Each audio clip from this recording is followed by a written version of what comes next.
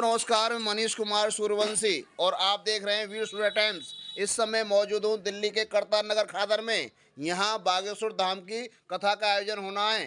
उसी को लेकर उत्तर पूर्वी दिल्ली के सांसद मनोज तिवारी जी ने प्रेस वार्ता की। क्या कहना था? प्रेस कॉन्फ्रेंस में जो ये कथा छठी माई फाउंडेशन और मृदुल फाउंडेशन के तरफ से हो रही है कि इस आयोजन समिति के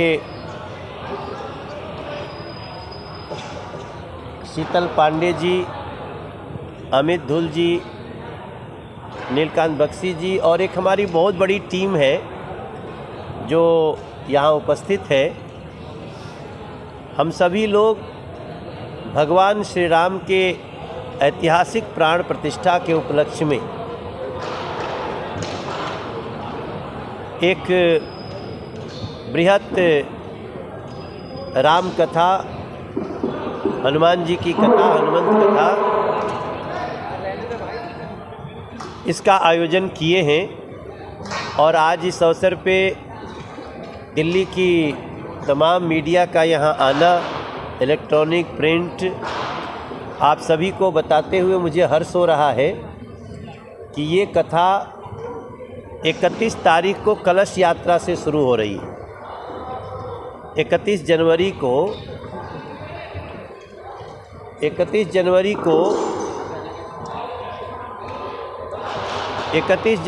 को कलश यात्रा में लगभग 30,000 महिलाओं के शामिल होने का अब तक हमको अनुमान है। और इसमें जो गायत्री परिवार है उनकी वो साथ में हम ये कलश यात्रा कर रहे हैं। और जो हमने अपने इस दिल्ली के इस लोकसभा क्षेत्र के महिलाओं का जो उत्साह हमने देखा है वो सच में मेरे लिए बहुत अद्भुत है। अभी लगभग 7,500 परिवारों के रजिस्ट्रेशन हो चुके हैं और हर परिवार से 2 से 5 तक महिलाएं इसमें कलश यात्रा में शामिल होंगी।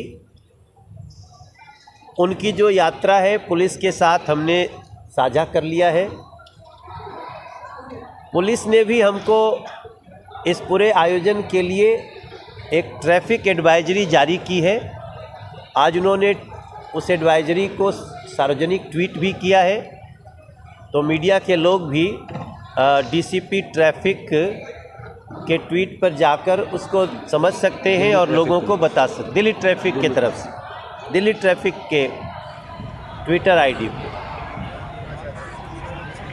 31 तारीख की कलश यात्रा चल के फिर यहाँ स्थापित होगी और 1 तारीख को 2 बजे से 1 फरवरी 2 बजे से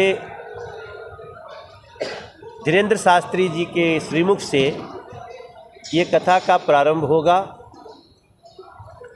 हम आपको बता सकते हैं कि जो मूर्ति अयोध्या जी में लगी है उसकी एक बहुत बड़ी रेप्लिका इस कथा पंडाल में लोगों को देखने को मिलेगी। और जिन लोगों ने वो बनाया है वो कंपनी कौन सी है? जो संस्था जो श्री श्याम दरबार के नाम से वो संस्था है जो ये काम करते हैं, उन्होंने बहुत सुंदर उस पर काम किया है। और एक और बात है इस कथा में कि इस मंच पे जो दिल्ली के प्रमुख माँ के मंदिर हैं, माई कालिका, माई झंडेवाला, छतरपुर, ऐसे जो कुछ प्रमुख मंदिर हैं और खाटू श्याम, ये सब कुछ हम लोग यहाँ पे इस मंच पे आपको देखने को मिलेंगे। उनके भी स्वरूप रखे जाएंगे। और ये कथा 3 दिन तक चलेगी, 1 फरवरी, 2 फरवरी और 3 फरवरी। सभी को आने के लिए हम प्रार्थना करते हैं। लोगों में कोई कन्फ्यूज़न ना हो, इसलिए मैं मीडिया के थ्रू बताना चाहता हूँ कि यहाँ आने के लिए किसी पास की आवश्यकता नहीं है। यहाँ सबको निःशुल्क और बिल्कुल आराम से बैठने के लिए, हमें ये बात कहते हुए बड़ी अच्छा लग रहा है कि हम लोग अब तक देश का सबसे बड़ा पंडाल लगाए हैं। ये टोटल इसकी चौड़ाई लगभग 260 फीट है और इसकी लंबाई 700 फीट है।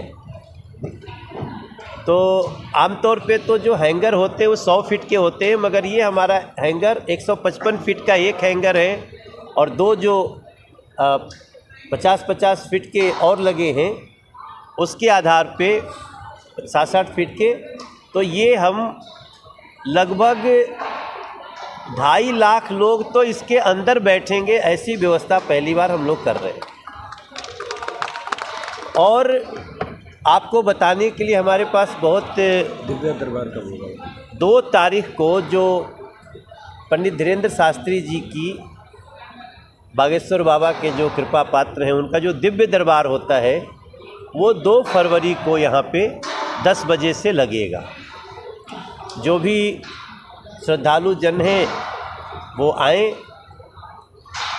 और इस 3 दिन की कथा में, जो दिन में 2 बजे से शाम के 6 बजे तक होगी, हम सबसे प्रार्थना कर रहे हैं कि पहले आइए और पहले पाइए। एक बहुत ख़ास बात है जो मैं आप सबको शेयर करना चाहता हूँ। ये पूज्य धीरेंद्र शास्त्री जी की कथा में हनुमान जी की आरती होती है। बागेश्वर बालाजी स्वयं विराजमान रहते हैं, तो शुरुआत में और अंत में आरती होती है। हम लोगों ने इस आरती को इस बार बहुत विशेष बनाया है। अक्सर आरती करने के लिए लोगों में होड़ लगती है, कौन आरती करेगा। तो हम लोगों ने एक बड़ी, कुछ दिन पहले देश के प्रधानमंत्री नरेंद्र मोदी जी ने एक बात कही थी कि हमारे देश में एक जो, अगर जातियों में किसी को देखना है तो देखो गरीब, किसान, महिला और युवा। तो ये बात हमने आयोजन समिति को भी शेयर किया। तो पहले दिन आरती हमारे सिर्फ सफाई कर्मचारी करेंगे, सिर्फ सफाई कर्मचारी करेंगे। उनको हम सबसे पहले सम्मान देते हुए इस कथा की शुरुआत करना चाहते हैं। और फिर एक आरती सिर्फ किसान करेंगे। हम अपनी लोकसभा के अलग अलग गांवों से ऐसे 50 से 60 जो हमारे किसान भाई बहन होंगे, वो अपने वेशभूषा में गांव के वो आरती करेंगे। एक आरती सिर्फ महिलाएं करेंगी और एक आरती सिर्फ युवा करेंगे। युवा, युवक और युवतियाँ मिलके करेंगे। और इसके अलावे चूँकि 3 दिन की कथा है तो 2 आरती और बचती है। एक आरती हम लोगों ने किया है कि हमारे इस क्षेत्र के जितने मंदिर हैं, सभी मंदिरों के पुजारी लोग करेंगे। और चूँकि इतने लोग हमारे कार्यकर्ता लगे हैं, तो एक आरती तो उनका अधिकार है जो वो लोग करेंगे। और हम इस बार आरती, बहुत गुरुजी से बातचीत हुई है कि अक्सर क्या होता है कि मंच पे आरती हो रही है तो बाकी लोग चुपचाप बैठते हैं। नहीं, हम मैक्सिमम लोगों के हाथों में आरती की थाल देंगे, जो जहाँ है वहाँ से आरती करे। और जब इस मंच पे 500 वर्षों बाद स्थापित हुए श्री राम जी की भी मूर्ति, वो तस्वीर होगी, तो हम समझ लेंगे कि कुछ दिनों के लिए अयोध्या जो है वो हमारी नॉर्थ ईस्ट दिल्ली लोकसभा बन रही है। इसके साथ साथ एक जानकारी और आप सबके लिए महत्वपूर्ण है कि इस कथा के दौरान कुछ बड़े कलाकार भी यहाँ पे अपनी हाजिरी लगाएंगे। तो हम भी उसी कला जगत से यहाँ तक पहुँचे हैं। तो हम तो बैठे रहेंगे, जब लोग कहेंगे गुरुजी कहेंगे तब हम भजन गा देंगे। लेकिन ये शीतल पांडे जी बहुत बड़े कलाकार हैं, खाटू श्याम बाबा के बहुत प्रसिद्ध गायक हैं। अमित धुल ये हरियाणा के बहुत बड़े सुपरस्टार हैं। इनके साथ हमने राम के हैं, राम के थे, राम के हैं, राम के हैं, रहेंगे, ये गीत गाया है हम लोगों ने तीनों मिलके। इसके अलावे एक बहुत ही प्रभु की बड़ी कृपा है उनके ऊपर, कन्हैया मित्तल जी, वो भी 2 और 3 तारीख को यहाँ रहेंगे। एक हमारे भोजपुरी के बहुत बड़े सुपरस्टार गायक हैं पवन सिंह, तो वो भी यहाँ पे 1, 2, 3 में किसी एक दिन, थोड़े दिन में, थोड़ी देर में हम लोग उसकी शेड्यूल जारी करेंगे, वो भी यहाँ पे उपस्थित रहेंगे। और इस प्रकार से अब और भी कलाकार कुछ हमसे बात कर रहे हैं। अभी थोड़ी देर पहले विशाल मिश्रा जी, जिनको अभी दोबारा फिल्म फेयर मिला है एनिमल फिल्म के लिए, तो वो भी इस 1, 2, 3 में एक दिन वो यहाँ पे आएंगे। और चूँकि कथा तो बागेश्वर धाम सरकार की है, इसलिए जब गुरु जी का वो एक भजन गा दो तो ये सब लोगों का एक न एक भजन सुनने को मिलेगा। तो हम लोग ये कोशिश कर रहे हैं कि कभी कभी ऐसा होता है गुरु जी के आने में आधा घंटा देर है, तो उस समय को भी हम सांस्कृतिक कार्यक्रम से, भजनों से जोड़ने के लिए अब योजनाबद्ध है। इसके अलावा एक अंतिम में आप सबको ये जानकारी देना चाहते हैं कि यहाँ आने के लिए हम लोगों ने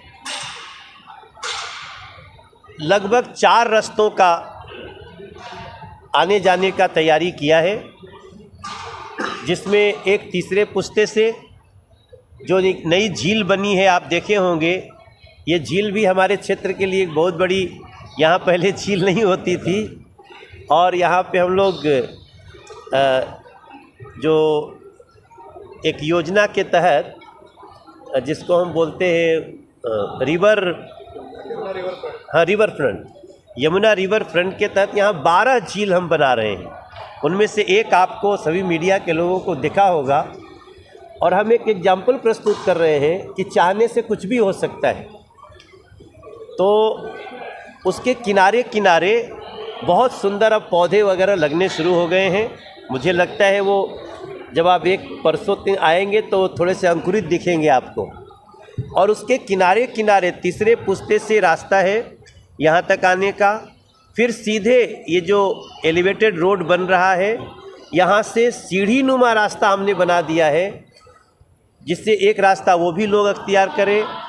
एक रास्ता हम 5वें पुस्ते से, पूरी जो सड़क के बीच में जर्जर थी उसको अच्छे तरह से बना करके तैयार कर दी गई है, और हम पार्किंग उसी साइड में रख रहे हैं। 5वें पुस्ते से जो आएंगे हम उसमें पार्किंग की व्यवस्था दे रहे हैं। लेकिन साथ साथ हमारी प्रार्थना है लोगों से कि वो अपनी गाड़ियों से आते हैं तो गाड़ी दूर छोड़ करके थोड़ा सा इस धार्मिक आस्था के तहत पैदल भी चले, तो हमारी व्यवस्था को बनाए रखने में बहुत मदद मिलेगी। बाकी बस से कोई आएगा वो वहाँ पार्किंग देंगे हम लोग उनको। हम लोग यहाँ अन्नपूर्णा की भी व्यवस्था किए हैं। 20,000 लोगों को प्रतिदिन भोजन कराने की हम लोगों ने व्यवस्था की है।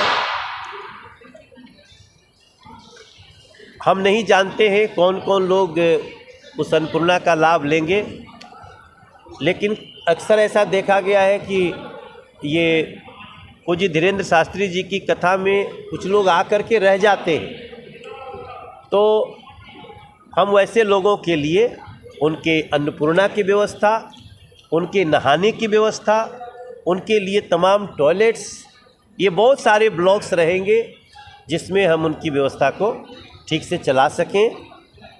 और इसके साथ साथ पुलिस का बहुत सहयोग है। वो लोग मॉक ड्रिल कर चुके हैं, पूरा क्षेत्र हम लोग उनके सुरक्षा के उस अंदर दे चुके हैं। इसलिए सबको बताना चाहता हूँ कि आपके बैठने, सुरक्षा की व्यवस्था सब बहुत अच्छी है।